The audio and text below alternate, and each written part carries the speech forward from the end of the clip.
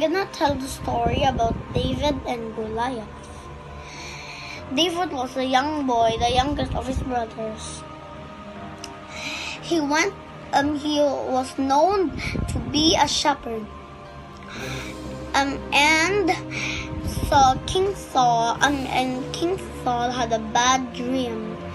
But Samuel is praying to God always. But Saul had a bad dream one day. He called for Samuel. Samuel, I feel troubled. I having bad dreams. I feel that someone is trying to take away the throne over my kingdom. It is just a dream, Saul. Calm your mind. How can I help you relax? Well, I want to hear some soothing music. Do you know of any good music who can fade for me? I know of a boy who plays the harp beautifully. I saw him in the house of Jesse, nearby town. I'm sure he will help calm your mind. Okay, please ask him to come immediately. So, Samuel and David brought to the palace. Even though as a young boy he played the harp beautifully, he wrote songs. The Philistines have been troubling Saul's kingdom for a long time now. He was always happy to try take over way to control his kingdom. Their champion soldier was Goliath. Goliath was the most 10 feet tall and made the soldiers look like little mites. Today, Goliath walked up to the hills who divided Israel from the Philistines. No one responded as they were afraid of Goliath. Their champion, Goliath, keeps on shouting and shouting to the Israelites. This cannot be allowed. I will fight this man and defeat him. Off, brother. You are brave, but also foolish. The king will not permit you to step into the battlefield. You are not a soldier. You are a shepherd. You may be good with a harp, but you cannot carry a sword. You are just a little boy. Go back to father and give him our news. I am going, dear brother, but I promise I will come back. I will get the permission from the king and fight the slayer of this monster man. God is with me. He will help me defeat this giant. He will give me the strength. And then David went back to his father's home. And then he went to the palace to permit with the king. Yes, David's father too was getting worried about his son's fighting in the army.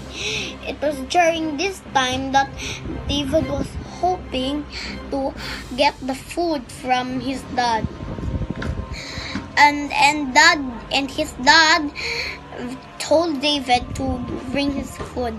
And when he arrived, he saw that his brothers were terrifying. It was then that he heard Goliath's challenge. Shame on you, Israel. How long will you keep me waiting? Is there anyone to face the courage for me? You are not men, but sheep. Ha ha ha ha.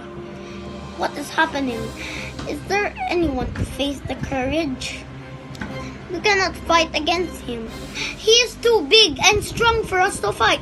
If we lose, our kingdom will be lost forever. Nonsense. This man is insulting our king and our whole country. Yes, David. I don't need to hear your music right now. We are in battle against the Philistines. My most feared fighters have been troubling my kingdom for 40 days now. And then David said, your soldiers might be afraid of me, but I have no fear. The Lord watches me all the time. And then the king gave David permission.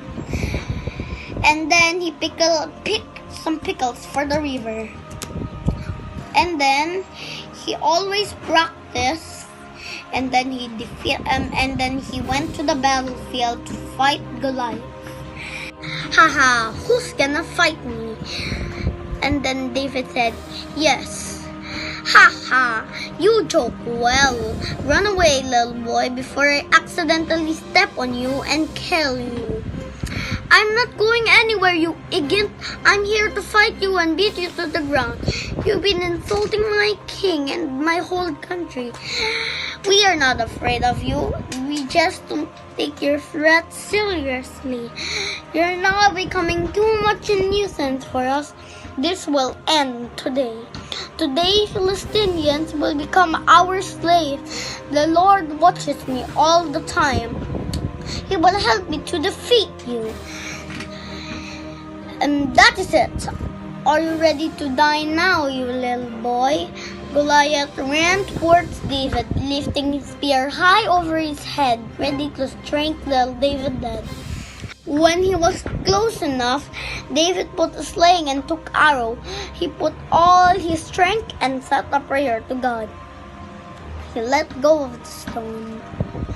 The stone hit Goliath straight between the eyes, making a deep cut. Stopped, stung, and not believe what just happened. His face buried in the sand.